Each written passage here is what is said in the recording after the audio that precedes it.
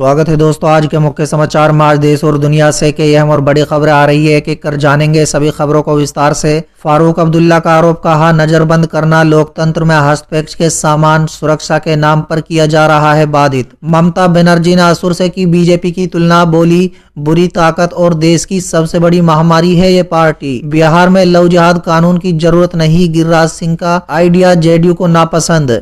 TMC ने साधा निशाना, बंगाल में बीजेपी के पास कोई नेता नहीं, बाहर से ला रही है नेता। 2022 के उत्तर प्रदेश विधानसभा चुनाव में पूरी तैयारी से उतरेगी ओवैसी की पार्टी। उत्तर पूर्व दिल्ली में दंगे के मामले में तिहाड़ में बंद छात्र कार्यकर्ता गुलबशा फातिमा को मिली जमानत। जेडीयू के प्रदेश उपाध्यक्ष प्रोफेसर महेंद्र प्रसाद सिंह का कोरोना से निधन, सीएम नीतीश ने जताया शोक। अधीर रंजन चौधरी बोले, कपिल सिब्बल हमारे नेता नहीं जो हर बयान पर जवाब दिया जाए। बिहार के बाद अब बंगाल में टीएमसी का रास्ता काट सकती है ओवैसी की पार्टी, 30% मुस्लिमों पर है नजर। राजस्थान के 8 जिलों में नाइट कर्फ्यू, मास्क न पहनने पर 200 की जगह 500 रुपए का लगेगा जुर्माना। मेवालाल के बाद नीतीश के एक और मंत्री आए तेजस्वी के निशाने पर, कहा बीवी का भ्रष्टाचार note a big deal. Love जिहाद मामले में गिरिराज सिंह के बयान पर असदुद्दीन ओवैसी का पलटवार, कहा ड्रामाबाजी कर रही है बीजेपी। शक्ति यादव अपनी हार को हाई कोर्ट में देंगे चुनौती, जेडीयू बोली आरजेडी नेताओं को कोर्ट जाने का विशेष अधिकार। नड्डा ने लालू को बंगला दिए जाने पर उठाए सवाल, जेएमएम बोली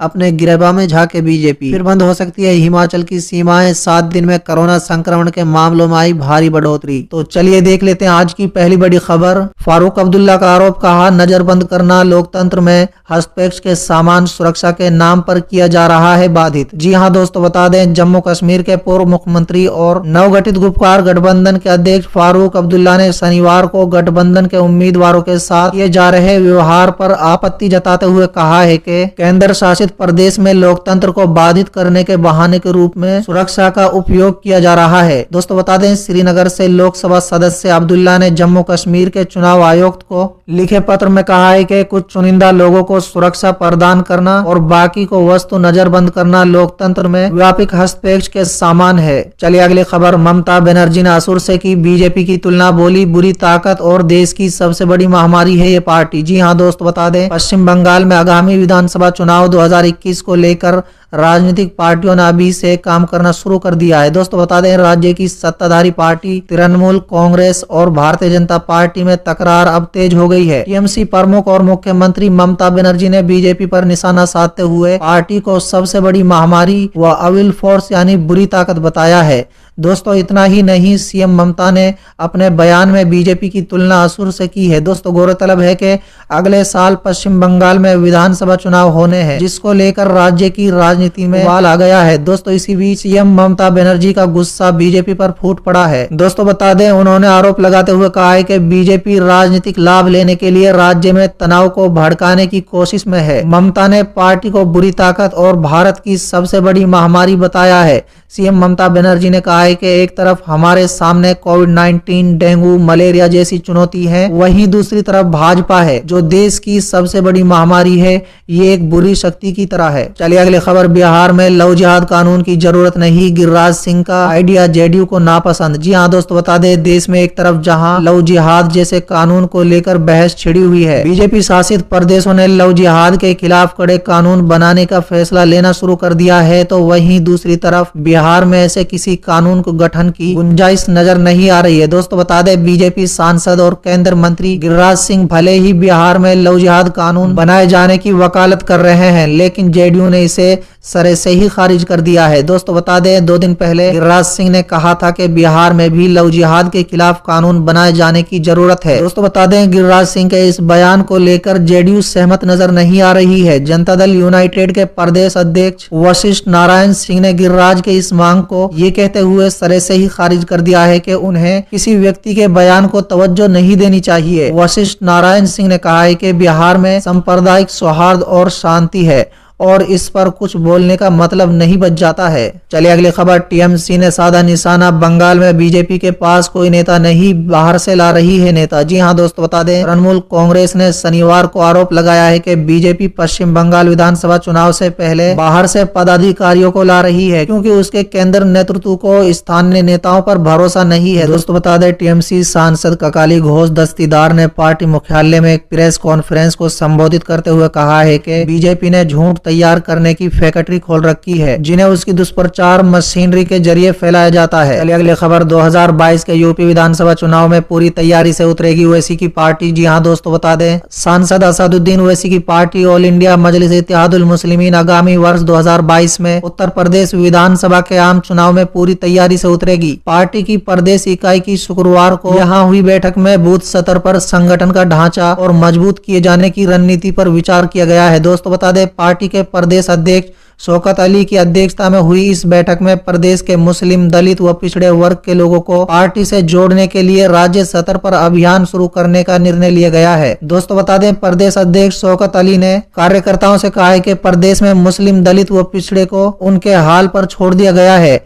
और अब उनकी कहीं कोई सुनवाई नहीं हो रही है। दोस्तों बता दें, शौकत अली ने कहा है कि इस पिछड़ेपन की ही वजह से इन वर्गों को समाज की मुख्य धाराओं में जगह नहीं मिल पा रही है और न ही इसके संवैधानिक अधिकार ही सुरक्षित रह पा रहे हैं। मुसलमानों के संग परिवार और जाति दुश्मनी का डर दिखाकर बांटने की साजिश रची जा रही है। उन्होंने कहा कि बिहार विधानसभा के चुनाव के बाद मुसलमानों में एक बार फिर राजनीतिक चेतना वापस लौटी है। मुसलमान अब लामबंद हो रहे हैं, जिसके परिणाम आने वाले प्रदेश के पंचायत और विधानसभा चुनाव में सामने आ जाएंगे। चलिए अगली खबर, उत्तर पूर्व दिल्ली में दंगे के मामले में तिहाड़ में बंद छात्र कार्यकर्ता गुलाब शाह फातिमा को मिली जमानत। जी हां दोस्तों बता दें, दिल्ली हिंसा से जुड़े मामले में यूएपीए के तहत गिरफ्तार छात्र गुलाब शाह फातिमा को दिल्ली की अदालत ने जमानत दे दी है। दोस्तों बता दें, वो उत्तर पूर्व दिल्ली में फरवरी में हुई सांप्रदायिक हिंसा से जुड़े एक मामले में तिहाड़ जेल में बंद थी। दोस्तों बता दें, 31 मई को उन्हें जमानत मिल गई थी, लेकिन उसके बाद आर्म्स एक्ट और यूएपीए जैसे धाराएं लगाकर उन्हें जेल में बंद कर दिया गया था। चलिए अगली खबर, जेडीयू के प्रदेश उपाध्यक्ष प्रोफेसर महेंद्र प्रसाद सिंह का कोरोना से निधन, सीएम नीतीश ने जताया शोक। जी हां दोस्तों बता दें, जेडीयू के प्रदेश उपाध्यक्ष प्रोफेसर महेंद्र प्रसाद सिंह का कोरोना के कारण असामयिक निधन पर पार्टी ने शनिवार को शोक व्यक्त किया है।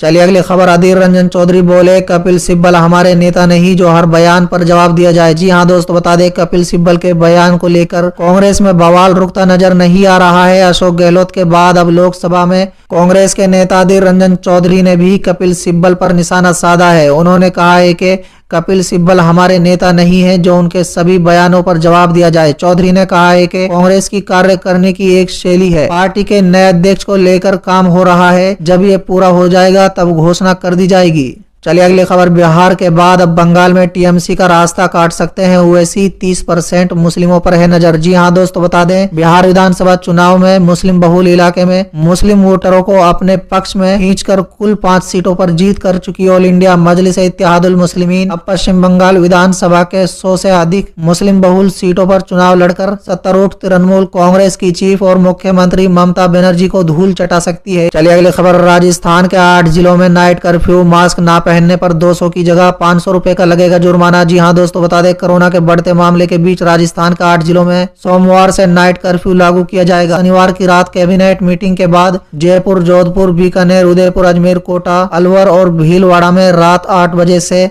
6 बजे तक नाइट कर्फ्यू लगाने का फैसला लिया गया है। दोस्तों बता दें, मास्क ना पहनने पर अब 500 रुपए जुर्माना लगाया जाएगा, जो पहले 200 रुपए था। दोस्तों बता दें, अशोक गहलोत ने कैबिनेट की आपात बैठक बुलाई थी। इसमें कोरोना के बढ़ते मामले के मद्देनजर कई बड़े फैसले लिए गए हैं। दोस्तों बता दें, राजस्थान में शनिवार को 3000 केस सामने आए हैं। जयपुर और जोधपुर में ही 995 मामले हैं। प्रदेश के कई शहरों में धारा 144 लगा दी गई है। हालांकि इससे शादियों, बस स्टैंड, रेलवे स्टेशन, अस्पताल आने वाले लोगों को अलग रखा गया है। स्कूल कॉलेज में परीक्षा देने वाले भी इससे प्रभावित नहीं होंगे। चलिए अगली खबर, मेवालाल के बाद नीतीश के एक और मंत्री आए तेजस्वी के निशाने पर, कहा बीवी का भ्रष्टाचार नॉट अ बिग डील। जी हां दोस्तों बता दें, बिहार चुनाव 2020 में रिजल्ट में बेईमानी का आरोप लगाने वाले नेता प्रतिपक्ष तेजस्वी यादव नीतीश कुमार की अगुवाई वाली एनडीए सरकार पर गठन के बाद से ही हमलावर हो गए हैं। दोस्तों बता दें, नियुक्ति घोटालों का आरोपी कुछ घंटों के लिए शिक्षा मंत्री रहे मेवालाल चौधरी के इस्तीफे के बाद